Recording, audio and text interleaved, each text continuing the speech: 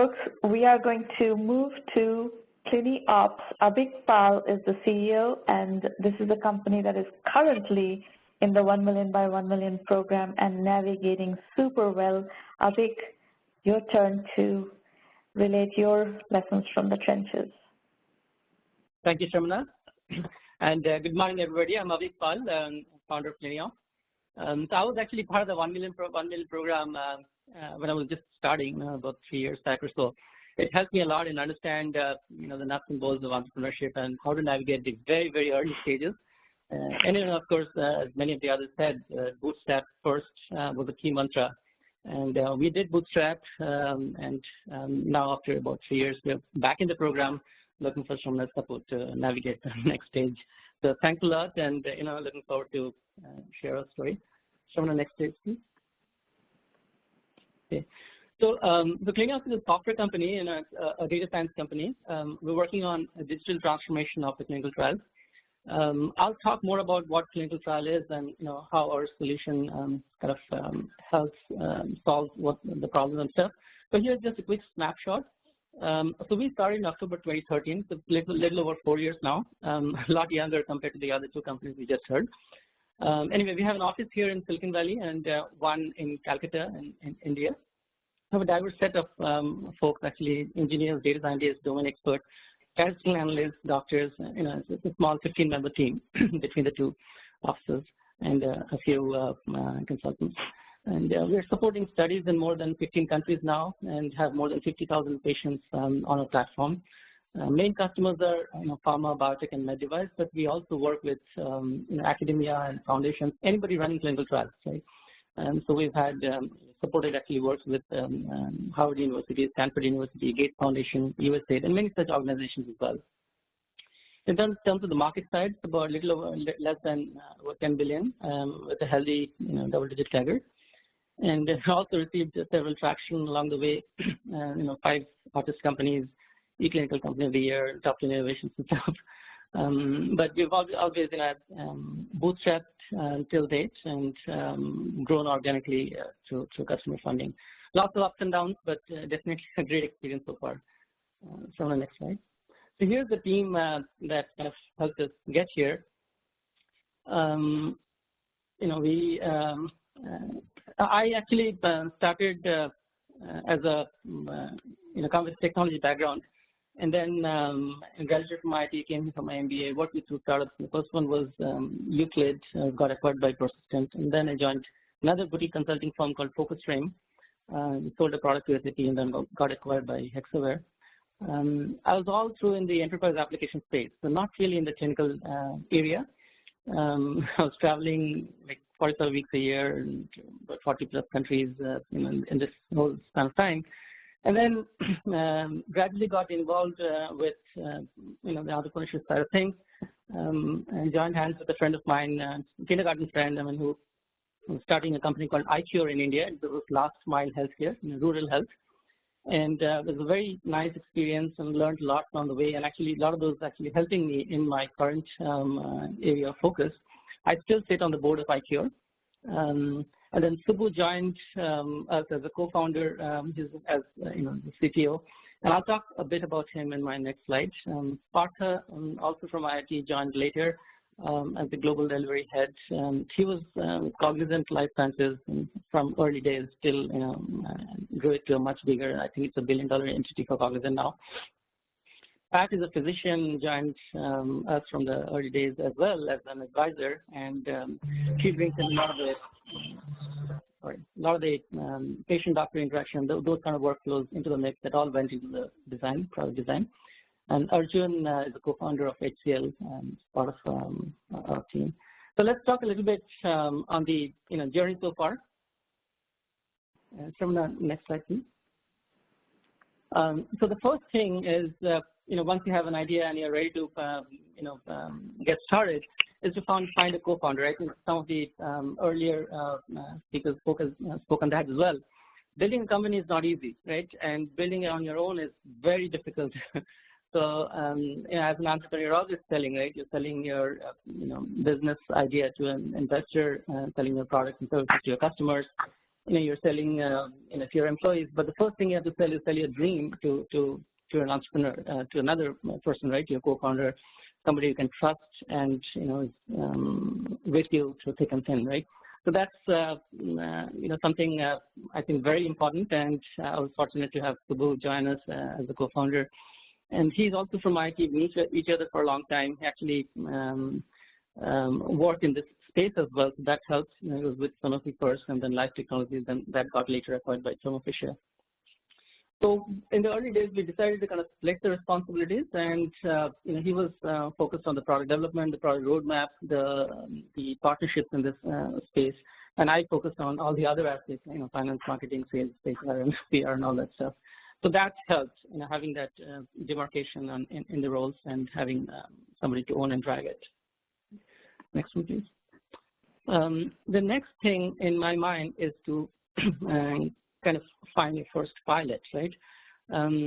I spoke to many relevant folks in the space early on to get feedback, understand use cases, understand challenges, understand landscape, competition, all those things. Right? This is part of your validation process, right?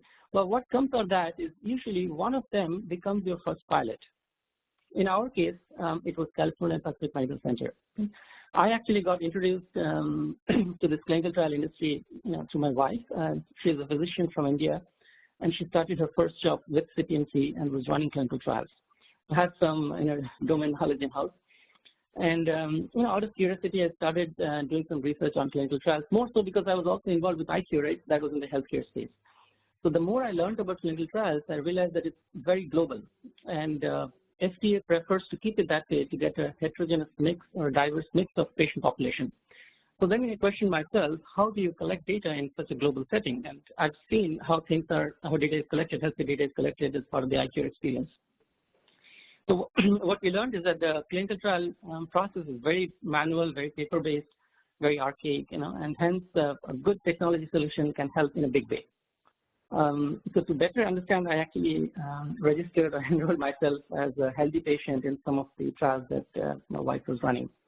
I went through the whole process. This is in downtown San Francisco, right? And to my surprise, they're still very paper-based and a lot of manual interventions and, paper signing, filing of these papers in cabinets and stuff. So I question that when you collect data, if this is the case in, let's say, in Silicon Valley, then how is it in the rest of the world, right? So, and this technology has evolved in leaps and bounds since then. So how can we better evolve or leverage this into the clinical trial space? And that was kind of the foundation. So I took the PIs out for lunch and dinner a few times and bounced a few ideas. They shared some more, and it kind of struck a chord. And then I started developing a prototype, which was eventually piloted at CPMC. So a lot of good lessons learned from that exercise, and all went into the product development. Over time, the product matured in a lot, advanced along the way to what it is today. Next one, please. So, so here's another thing that we did. Most of us are engineers, right? Or or many of us, and we get too involved in the product development. We iterate, we reiterate it multiple times. In the process, we burn a lot of time and money. And we realized that by the time the product is ready for the market, we probably haven't invested enough to get the market ready for the product or what we're doing, right? And then you tend to spend another maybe 6 months or a year to get to a point where you can kind of spread the word and get some early traction. And for us, again, product development becomes a lot more easier than sales and marketing, and that's more reason to start early, right? So that's one of the things that we did, and it's also when you're doing that early marketing effort, it's not about talking about your product or solution, but to establish yourself as a thought leader, build some credibility, especially if you're kind of first-time entrepreneur, you don't have that pedigree, it's even more important, right? And fortunately for us, I was able to publish an editorial article on drug development news, which is widely read one. It triggered a lot of future downstream articles, a lot of publications that followed after that, and most importantly, some very relevant connections, right? So these interactions helped a lot in making further connections and build the people in the space and stuff, right? Many of them actually tend to be your early adopters as well. So following that DD News article, I mean, there were a lot of publications, as I said, were published, and a lot of media inks. And today we have almost, in the last 3 years or so, about 70 plus inks with almost zero marketing dollars. So I think getting that in your thinking as you build your company early on is very helpful. Okay. So after you have, there are two parallel tracks. One is the product in parallel, and one is the marketing efforts in parallel.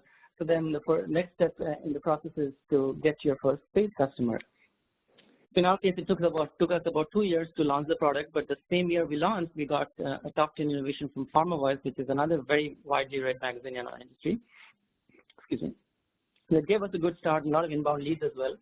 But having someone to open up your wallet is not easy, right? Especially for the first one. And so this, in our case, was National Kidney Foundation. And use case was not really very perfect fit for us, but the product was flexible enough to be configured to make it work. We received some good reviews along the way, learned a lot of good lessons, and in the process also picked up our first check. It was a very, very small amount, but what's more important is it gave us the confidence, it gave us the encouragement, and built something that customers are willing to pay. And now you actually have a story you can sell, right? And this eventually triggered a lot of other top brands as clients, both in academia and foundations, as I mentioned, Harvard, Stanford, Gates, and stuff. And in the next 2 years since then, we are supporting trials in more than 15 countries, pharma, biotech, and many others.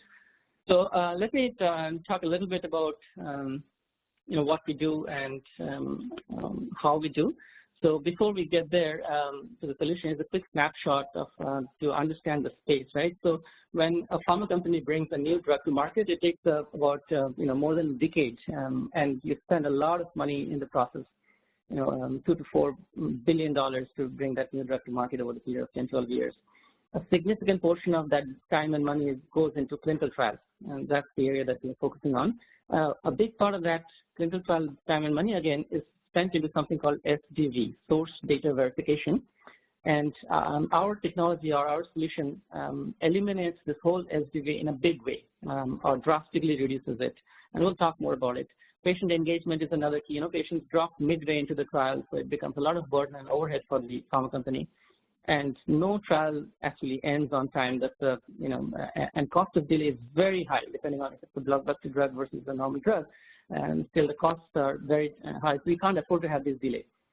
So what can you do by technology innovations and stuff to bring these drugs faster to market in a more compliant way, in a more cost-effective way is the key. So that's where we come in. Next question. So here's the how the tech stack looks. So in the early days, trials were usually done on paper. And then or Excel, and then eventually in the mid-90s, two companies came to the market and they developed something called EDC, electronic data collection. And till date, and this was in mid-90s, right? So almost 20 years later. So till date, all trials are done either web or a combination of web and paper. In 2013, FDA actually published something called eSource guidelines, and eSource is basically sourcing or entering or capturing that clinical trial data, the first entry of that data in an electronic way. Right? So till now, so the source documentation or sourcing is actually very important in this industry. So it's the first entry of the clinical trial data. If it happens on paper, then it's the paper source. If it happens electronically, then it's eSource. Right? And this source document needs to be saved for 10 years, 20 years based on the regulatory requirements. So it's important that you do it right. Otherwise, there's a lot of downstream cost overheads, after the trial is completed, right? So our first goal was to figure out a way to leverage some of the technologies that we have on our fingertips over the last 20 years since these earlier EDCs were developed. That's the social, mobile, analytics, and cloud, or SMAC as it is called. So mobile first was our key, right? So we wanted to get this whole data collection collected via mobile device. And some of the challenges that exist, especially in a global trial, is because internet is a challenge, right? Especially at the point of care. So most hospitals or health centers will have internet, but it's, let's say, a one-corner room or an IT room. But where the patient-doctor interaction happens, it's usually not there, right? So collecting data on a mobile device and collecting data offline. So that enables the patients and the doctors, the doctors and the nurses to be far more effective with no dependency on network and other stuff. So that's another key. And finally, once you collect data digitally at the point of care, once you can eliminate paper, and once you can get closer and closer to real time, there's a whole lot of other things that the industry can benefit from, which currently does not exist. Leveraging machine learning, AI, blockchain, and others. There are regulations, there are things like adaptive clinical trial, but how can you adapt if the data is not real time? So most data right now is very stale. Okay? So let me just walk you through the process of how you get from the early data collection to file submission. The top one is the EDC, which I was mentioning earlier, electronic data collection. So you spend all this time, or the pharma companies spend all this time to millions of dollars to get a technology solution for EDC, but most sites are unable to implement it the right way. And it's not on the technical challenge as much as the operation challenges. For example, internet, as I said, doctors' familiarity with EMRs or computers, nurses, they are not trained in EMRs or EDCs that much. So all of this put together, they prefer to collect data on paper first.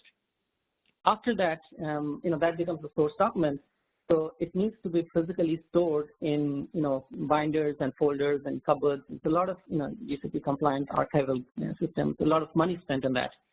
And then these stay idle for quite some time, usually from 6 to 12 weeks is the normal before the data is actually available online.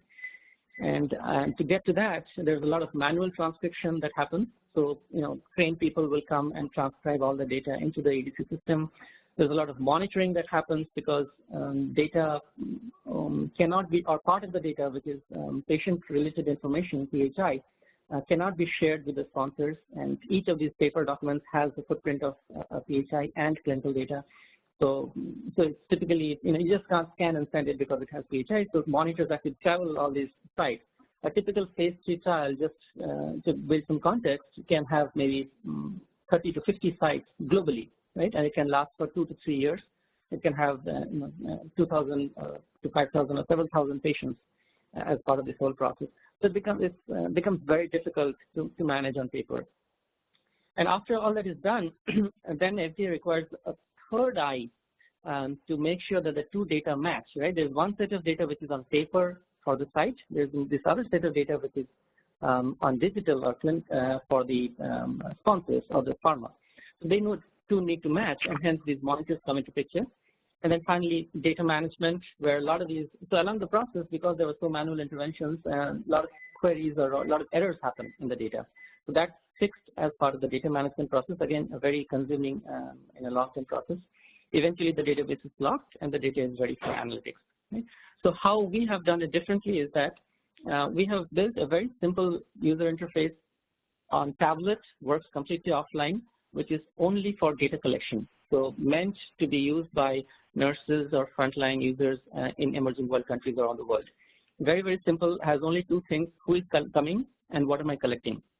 Who is coming is basically the patient info, and what am I collecting is basically, it's called case report form. So it is structured as to, blood pressure, from that heartbeat. So those are the two things.